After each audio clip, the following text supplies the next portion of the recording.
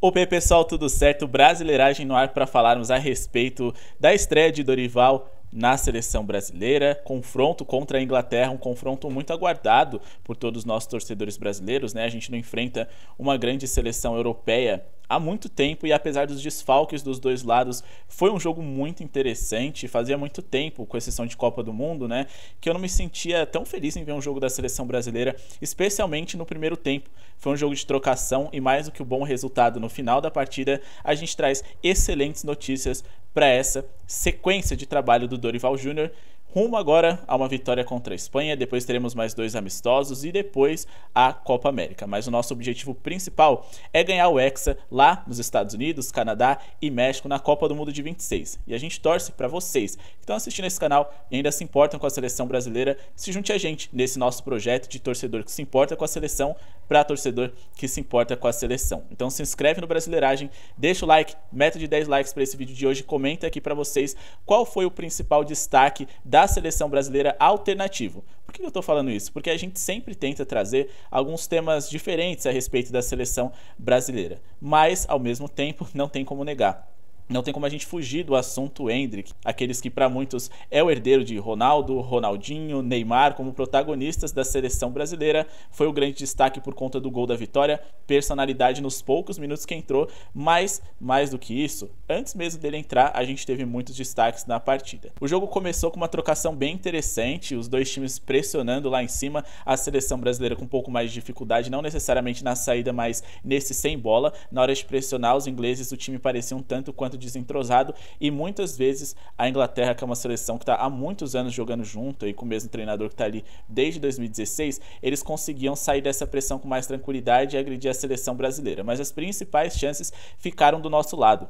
O Vinícius Júnior infelizmente perdeu um gol ali na cara do gol, depois de uma jogada espetacular ali do Paquetá, que ainda bem que voltou. Ele mostra porque o Manchester City está de olho no seu futebol, com domínio orientado ali, já tirando da marcação o lançamento espetacular. O Vinícius Júnior decepcionou e a gente vai falar a respeito dele no final desse vídeo. Uma finalização extremamente fraca e uma coisa que me incomodou bastante foi a galera passando um pano muito grande para ele, dizendo que a finalização foi certinha, tirou do goleiro, foi inteligente, mas faltou força. E é fato que faltou força. Mas foi justamente porque o chute saiu muito fraco e a finalização foi terrível. O pessoal encheu de elogios para depois fazer essa pequena crítica que é óbvia, mas sempre para mim passando uma sensação de que, bom, eles estão tentando passar um pano pro Vini Júnior, que na minha opinião tá devendo pela seleção brasileira. Na Copa do Mundo mais tentou do que acertou. Isso é natural, mas eu acho que proporcionalmente para aquilo que se espera dele e para aquilo que ele vem entregando na seleção, ele vem decepcionando.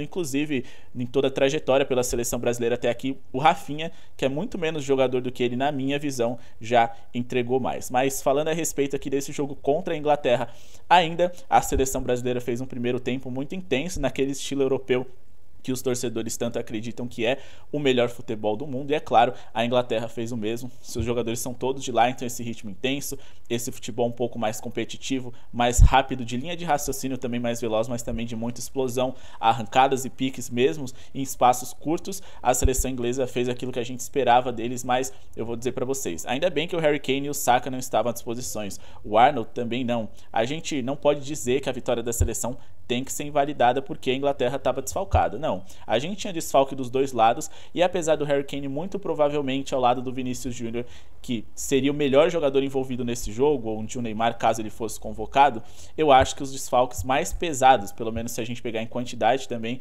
estavam do lado da seleção. Então a gente tinha muita desvantagem, um Dorival ali que convocou diversos jogadores que ou jogavam no futebol brasileiro ou jogam, né? Ou então acabaram de sair. Então a gente tinha muitas dúvidas, principalmente em relação à defesa com Fabrício Bruno, Bento, Wendel e Beraldo. Porém, por incrível que pareça para mim, desses 4 jogadores citados, um quinto foi o que mais destoou. Não que ele tenha feito uma partida horrível, mas o Danilo em alguns momentos para mim, ele tomou algumas decisões ali atrasadas. Parece que ele tá meio incomodado em jogar de lateral. Ele que disse em entrevista que quer ser zagueiro daqui para frente na carreira. Com certeza você tem mais espaço, né, jogando ali da zaga ao invés da lateral, onde você tem metade do campo para progredir, porque suas costas ali e sua lateral é a linha de fundo, e mais do que isso você tem uma marcação que aperta mais.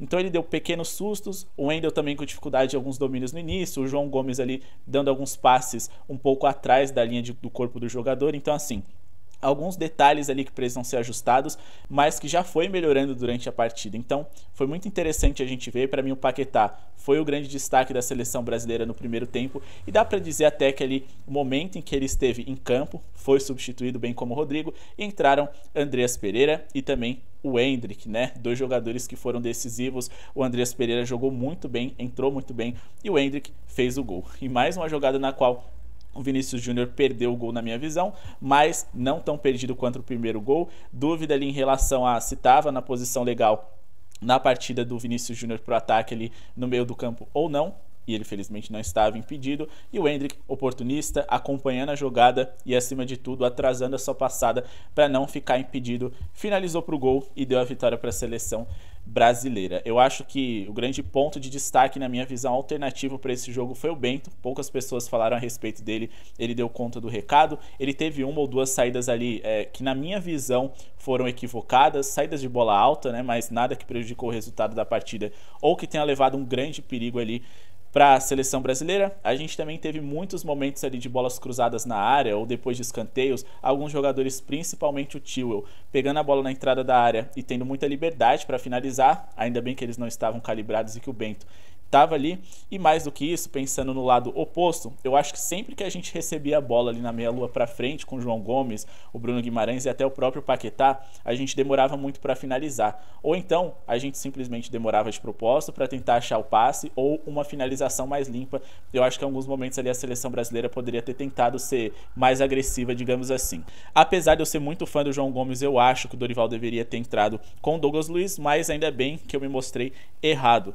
O João Gomes jogou muito bem também. Eu acho que a seleção toda, como um todo, foi bem equilibrada. A gente não teve ali nenhum grande destaque negativo. A gente teve algumas decepções e jogadores que foram um pouco melhores ou piores do que o outro, mas nada assim muito absurdo. Para mim, do trio ofensivo, o Vinícius Júnior foi quem mais deixou a desejar. O Rodrigo teve bons momentos e o Rafinha, para aquilo que se espera dele, até aqueles que são mais críticos, eu acho que ele fez um jogo ali ok. E o Vinícius Júnior, por mais que ele tenha feito um jogo tão ok quanto, eu acho que ele pode mais e muito se espera dele.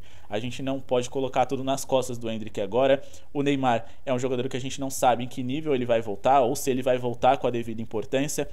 Então o Vinícius Júnior precisa dar uma resposta, por isso eu sempre bato nessa tecla. Adoro ele, não só como jogador, mas eu acho que ele também é um personagem muito rico, tem uma personalidade para enfrentar coisas que poucos jogadores tiveram a coragem de enfrentar, ou respaldo mesmo, que ele não tem o respaldo ideal para poder encarar de frente. Ele vem mandando muito bem e vem sendo mais do que um jogador, e sim uma bandeira para o futuro da nossa seleção. Estreia também da camisa número 2, né? A gente não conseguiu estrear com a amarelinha, mas ainda assim o importante é que essa camisa horrível que a gente já fez análise, o card está aqui em cima, deu sorte. O Endrick, com o número 21, fez o seu primeiro gol pela seleção brasileira.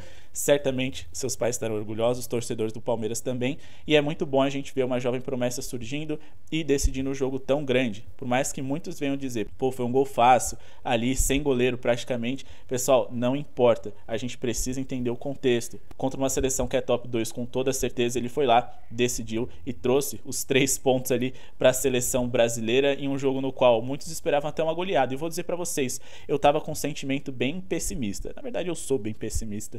Só que para esse jogo, especialmente depois que os desfalques da seleção inglesa foram confirmados, eu fiquei um pouco mais tranquilo. Pensei que poderia ser 1-0 ou 2-1, uma diferença de um gol para qualquer um dos lados ou até um empate. Eu acho que o futebol de seleções está muito nivelado, então no fim das contas eu não achava que a gente seria goleado, mas eu tinha medo da gente ser dominado por conta dessa experiência maior dos jogadores ingleses em jogos de seleções, mais jogadores que disputaram Copa do Mundo, mais entrosamento, e no fim das contas eu acho que mais do que o ótimo resultado, fica uma boa impressão desse primeiro jogo, do estilo de jogo que a seleção mostrou e mais do que isso, da competitividade. Outro ponto negativo que eu também preciso destacar é que eu acho que a bola passeou muito ali na nossa área.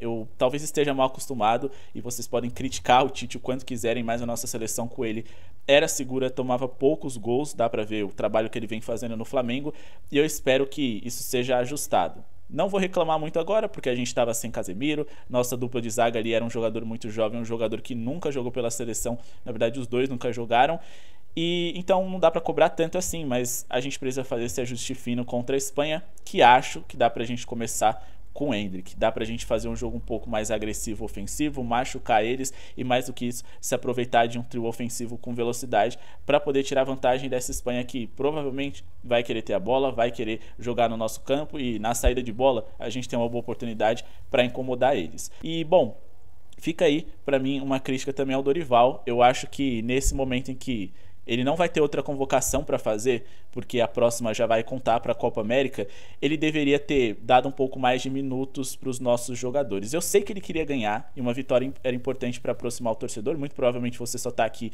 empolgado porque a seleção venceu, mas ao mesmo tempo eu acho que ele poderia ter dado um pouco mais de minutos para jogadores que de fato ele vai usar. Ele oportunizou ali o Pablo Maia, o Douglas Luiz, mas eu acho que o Pablo Maia não vai voltar a vestir a camisa da seleção, ou não deveria, não porque ele jogou mal, mas porque eu acho que não tem o nível técnico ainda. Eu sou São Paulino, tá? Já vou adiantando para vocês, eu não tô pegando no pé do cara. E ele também oportunizou ali, por exemplo, o Savinho, que eu admito que eu preciso assistir um pouco mais dele. Ele joga ali no Girona, que não é um time que chama muito atenção por acompanhar os jogos. Claro, tô por dentro, assisti um jogo ou outro, gostei do que vi, acho que ele tem muito potencial. Assisti também ele jogando aqui no Atlético Mineiro, mas eu ainda tenho muitas dúvidas com o quanto que a camisa não pode pesar para ele, já que pesou para muitos jogadores da seleção, inclusive jogadores que jogaram hoje e que parece que nesse jogo superaram. O Bruno Guimarães é um deles, eu adoro ele e ele sempre decepcionou na seleção brasileira, talvez o melhor jogo dele até aqui com a camisa amarelinha. Deve ter me embananado, falei bastante aqui, mas acho que deu para trazer um panorama muito legal da seleção brasileira, que fica de crítica aí a demora nas mexidas do Dorival, o Vinícius Júnior que precisa responder e melhorar, e também essa bola passeada ali na nossa área com muita liberdade para jogadores finalizarem ali na meia-lua. Pontos positivos, o primeiro gol do Endrick, a nossa defesa ali também conseguiu se sair muito bem na saída de bola, mesmo com pouco entrosamento. O Bento também não deixou a desejar, em teoria é o nosso quarto goleiro, considerando que o Everton só não foi convocado pela má fase, Alisson e Ederson estavam machucados. E eu gostei bastante também ali, né, do Paquetá, do retorno dele. É um jogador que, na minha visão, foi o melhor jogador da seleção brasileira no último ciclo, tirando o Neymar. Então é um cara que precisa fazer parte desse grupo, e principalmente pensando que ele pode ir para um City ou para um time tão grande quanto, vai ser importante a gente ter um jogador de Premier League jogando em alto nível, jogos de Liga dos Campeões, na nossa seleção ali. E mais do que isso, Vinícius Júnior, Rodrigo, Neymar parece que gostam de jogar com ele, então isso conta bastante. Bom, pessoal, esse foi o vídeo de hoje. Espero que tenham gostado. Não esqueçam de se inscrever no canal, deixar o seu like e comentar aqui qual foi o destaque alternativo na opinião de vocês. Vocês gostaram do jogo da seleção? Tão animados? Ou vocês acham que é só um joguinho, assim como foi a estreia do Fernando Diniz, só que contra uma seleção bem mais forte? Link da Estrela Bet aqui na descrição para vocês conseguirem bônus e promoções exclusivas. Bônus de até 100%, tá? Criando seu cadastro, clicando aqui embaixo. Muito obrigado pela audiência de todos. E também confiram outros vídeos aqui do nosso canal, clicando nos cards que estão aqui do lado. Falou!